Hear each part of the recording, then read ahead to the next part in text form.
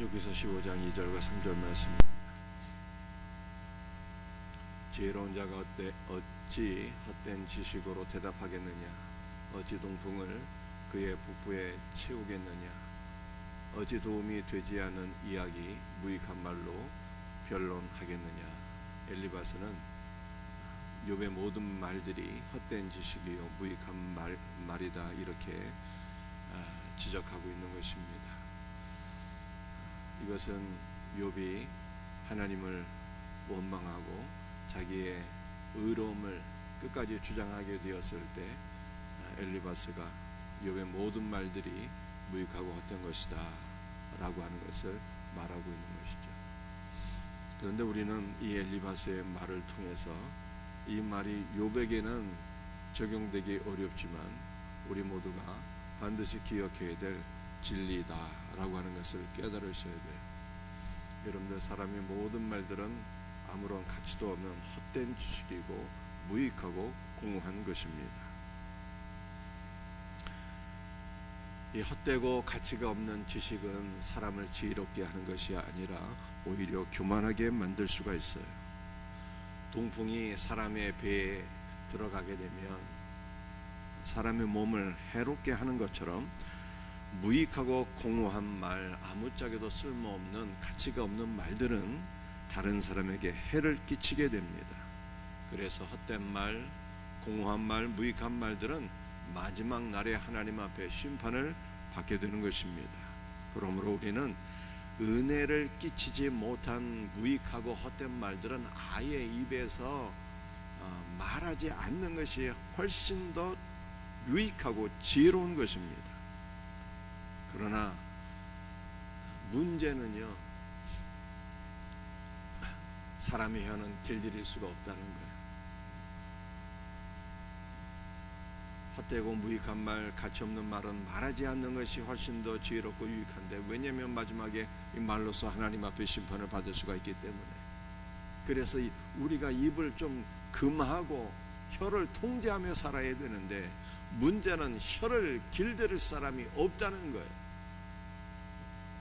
사람은 혀로서 쉬지 않은 악을 뿜어내게 돼요. 말하는 모든 것이 악한 거예요.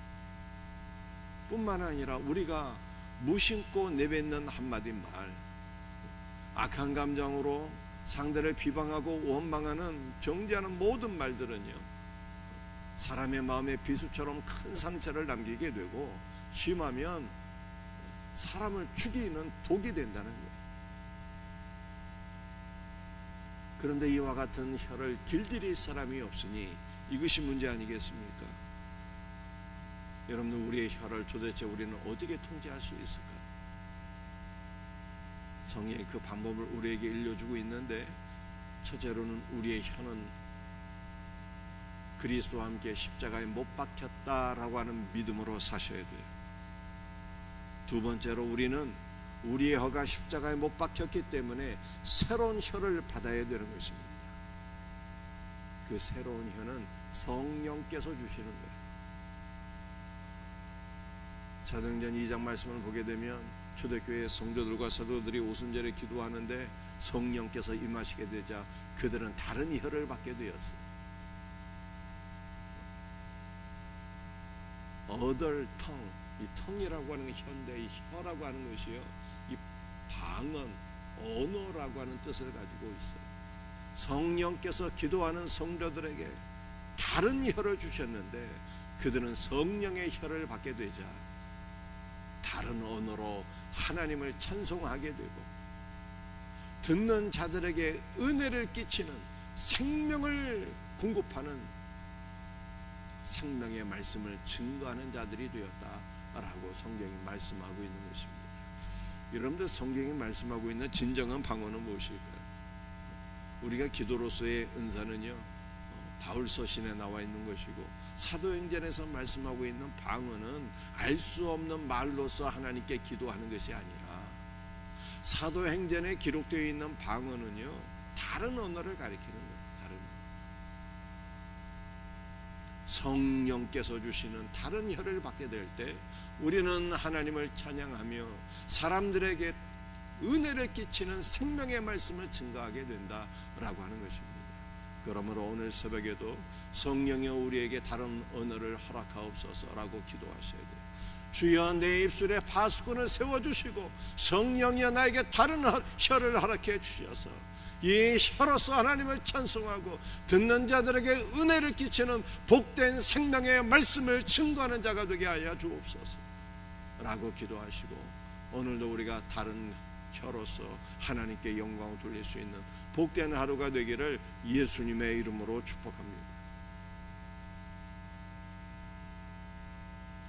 여기서 15장 4절 말씀, 참으로 내가 하나님 경외하는 일을 그만두어 하나님 앞에 묵도하기를 그치게 하느니라.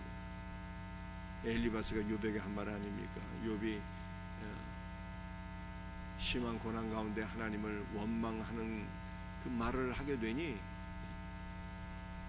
엘리바스가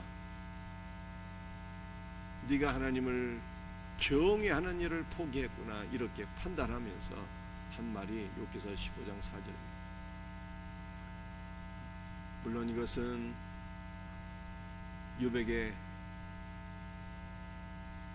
합당한 말은 아니지만 이 엘리바스의 말은요, 우리 모두가 반드시 기억해야 될 복된 진리를 보여주고 있는 거예요.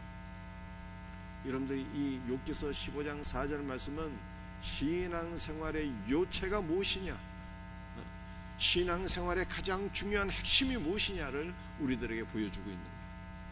그것이 무엇일까요? 첫째는 하나님을 경외하는 것이고 두 번째는 묵도하는 것이다 라고 하는 뜻입니다. 그러므로 우리는 신앙생활의 요체가 되는 하나님 경외가 무엇인가, 묵도가 무엇인가를 반드시 기억해야 돼요. 여러분들 하나님을 경외하는 것은 일체적으로 하나님을 두려워한다는 뜻인데, 이것은 우상을 숭배하는 자들이, 귀신을 섬기는 자들이 그 귀신을 두려워하는 것과는 완전히 차원이 다른 거예요. 귀신을 섬기는 자들은 왜 귀신을 섬깁니까? 두려워하기 때문에 섬기는 거예요. 귀신을 섬기지 않으면 귀신이 재앙을 가져다 줄까 봐 그것이 두려워서 이런데 귀신을 섬기는 것 아니겠습니까? 그런데 하나님을 경외하는 것은 귀신을 두려워하는 것과는 차원이 다른 거예요. 이 하나님을 경외한다라고 하는 것은요, 하나님을 사랑하는 가운데 그를 존중히 여기고 높이는 것을 가리키는 것입니다. 여러분들 우리는 세상을 사랑하거나 두려워하는 것이 아니라 하나님을 사랑하고 그를 존중히 여기며 높이는 복된 신앙인들이 되셔야 돼요. 여러분들 우리가 하나님을 사랑하고 존중히 여기면 그를 가까이 하고 싶어지는 것입니다. 그와 더불어 교제하기를 소원하게 되는 거예요. 그래서 진정으로 하나님을 사랑하는 가운데 존중히 여기는 자들은요, 하나님 앞에 나아가 교제하게 되는데, 하나님과 더불어 교제하는 것이 무엇일까? 그 바로 묵도예요. 묵도. 하나님을 경외하는 자는 하나님 앞에 묵도하게 되어 있어요.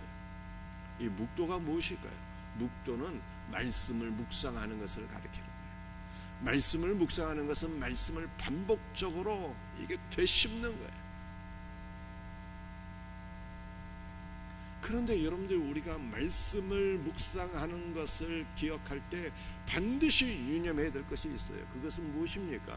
말씀과 기도는 별개의 것이 아니다는 거예요. 말씀과 기도는 하나인 것을 기억하셔야 돼요.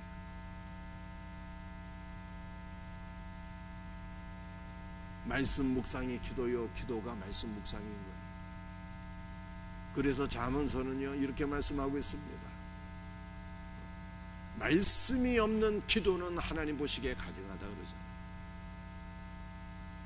말씀을 묵상하는 것이 기도가 되어야 되는 것이고, 기도가 말씀을 묵상하는 것이 되어야 하는 것입니다. 그러므로 오늘 새벽에도 여러분들이 기도하실 때 말씀을 묵상하며 기도하셔야 돼요.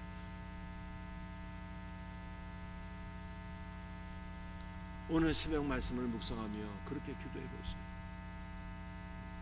주여 혀는 길들일 사람이 없고 쉬지 않은 악이요 죽이는 독이 가득한 것이라고 했습니다. 그러므로 내 혀가 십자가에 못 박혔다는 믿음으로 살게 하옵소서. 주여 나에게 새로운 혀를 허락하옵소서. 성령이여 나에게 새로운 혀를 허락하사 이 혀로서 하나님을 찬송하고 많은 사람들에게 은혜를 끼치는 생명의 말씀을 증거하는 자가 되게 하옵소서. 이렇게 말씀을 붙잡고 기도하라는 거예요. 여러분도 우리는 주일날 하나님의 말씀을 듣게 되는데요, 우리가 주일날 하나님의 말씀을 들으면 그 말씀을 일주일 내내 붙잡고 기도하셔야 되는 거예요.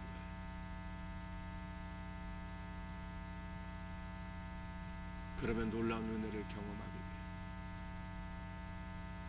여러분들 기도가 없는 것은요, 하나님 경외하는 것을 포기하는 거예요. 여러분들 기도가 없는 것은요, 말씀을 버리는 거예요. 생명이신 그리스도를 버리는 것을 의미하는 거예요. 기도가 없는 것은 자신의 영혼과 내세에 대해서 무관심한 것을 의미하는 것입니다. 그러므로 우리는 날마다 기도해야 되는데 어떻게 기도해야 하는 것이 중요하고 두 가지를 기억하셔야 돼요. 우리의 기도는 반드시 말씀이 있어야 된다. 말씀을 묵상하며 기도해야 된다. 그리고 우리의 기도는요, 반드시 날마다 기도하는 것이 되어야 해요. 구하라 찾으라 문을 두드리라 라고 말씀하셨는데 다 현장으로 되어 있어요. 과거에는 잠깐 기도했는데 지금 기도하지 않는다는 것은 무슨 뜻이겠어요? 과거에는 잠깐 은혜를 체험했지만 지금은 세상이 더 좋아서 말씀을 버렸다는 뜻이에요. 그러므로 우리는 나도 기도했어 라고 하는 사람이 되면 안 되는 거예요. 어제나 오늘이나 내일이나 항상 기도하시고, 항상 기도할 때 풍성한 은혜를 날마다 경험하게 될 것을 믿으시기를 바랍니다. 여러분들, 우리는 기도가 무엇인가를 다시 한번 기억하세요. 우리가 소원을 아뢰고 응답받는 것은 강구예요. 강구도 필요하죠. 강구는 응답이 있을 수도 있고 없을 수도 있고 응답이 지연될 수도 있어요. 그러나 기도는요, 기도하게 되면 반드시 응답이 있는 거예요. 이것은 기도하는 자는 반드시 은혜를 받는다는 거예요. 기도가 뭐라고요? 날마다 말씀을 묵상하는 거예요. 말씀을.